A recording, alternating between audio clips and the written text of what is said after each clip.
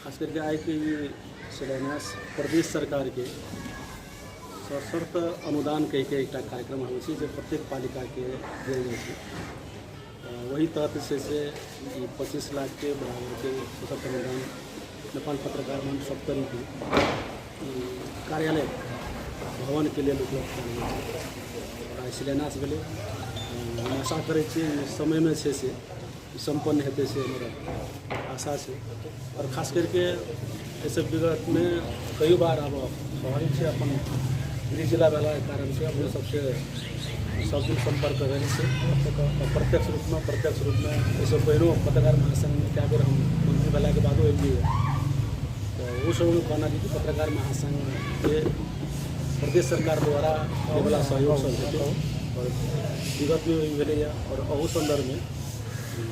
भौतिक संरचना बनने के क्रम में ऐसे पहलो कहना रही अखनियों हम अपने सबको प्रतिबद्धता जानना चाहे कि एक बिल्डिंग बनवे जो भी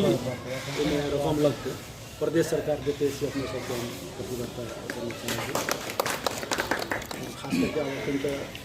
रूप से देशे से स्थानीय निर्वाचन में से घूमल है।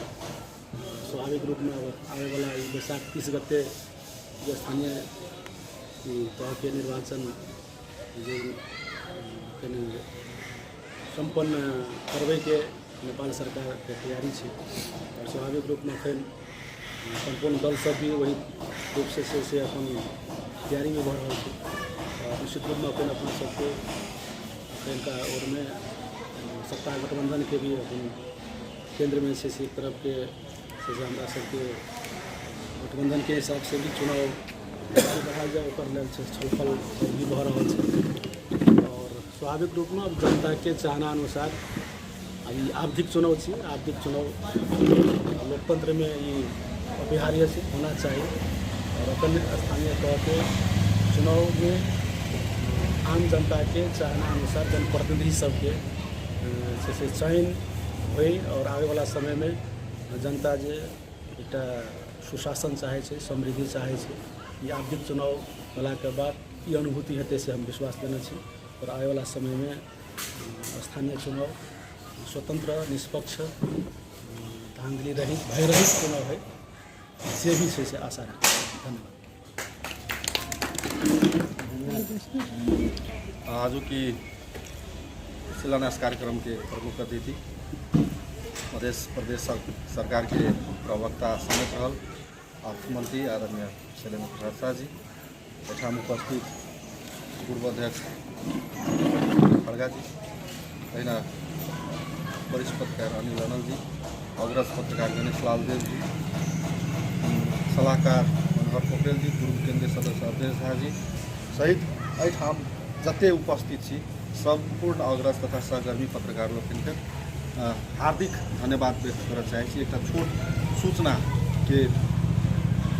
मद्देनजर करैत काल्हि से हमरा सब काल्हि दोपहर से एक तैयारी में भिड़ल छलौं। जोड़ तोड़ हम अपने जनकपुर में छलौं, मुदा एठाम के साथी सब एकदम मन लगा कर तैयारी केलथि, तकर लेल सर्वप्रथम हुनका सबके बहुत बहुत धन्यवाद व्यक्त करना चाहे। और सबसे पहले सबसे बेसी धन्यवाद के पात्र छथि मधेश सरकार के अर्थमंत्री जिला के हमरा सबके दाजू शैलेन्द्र प्रसाद शाह जी जे नेपाल पत्रकार महासंघ के एक भवन छलै, मुदा दोसर भवन के लेल सशर्त अनुदान अंतर्गत 25 लाख रुपया उपलब्ध करौने छथि। 25 लाख रुपया से हमरा सब भवन के काज लगभग 2 साता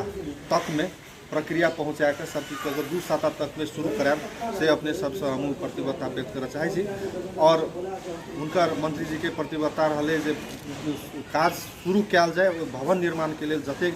बजट हेतै तते बजट हम देव तैयार छी, तकर लेल उनका बहुत बहुत धन्यवाद व्यक्त करना चाहे छी। और ई भवन निर्माण के जे काज हेतै एहिमे हम और हमार कार्य समिति मात्रे नहीं सब साथी भाई जेना आए सौहार्दपूर्ण वातावरण में एलौं। मंत्री जी जेना पहले शुरू में 2 बजे के टाइम देने छलखिन, मुदा उनकर कार्य व्यस्तता के कारण तैयो 1.5 घंटा साथी सब एकदम अस्थिर भऽ कऽ बैस कऽ कोनो न एकटा के जे बैसलखिन तकर लेल पुनः धन्यवाद व्यक्त करै छी। आगामी दिन में एहने सहयोग सद्भाव अहाँ सबके रहते तो निश्चित रूप से पत्रकार महासंघ के भवन मात्र नहीं सब तरीके पत्रकारिता और सब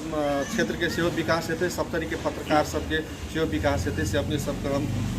कह चाहे छी। और ई भवन निर्माण जे 2 सप्ताह के बाद हमरा सब शुरू कर जा रहा छी वही में बेला बखत में आबि के केना के बन रहा है कि बन रहा है अपने सब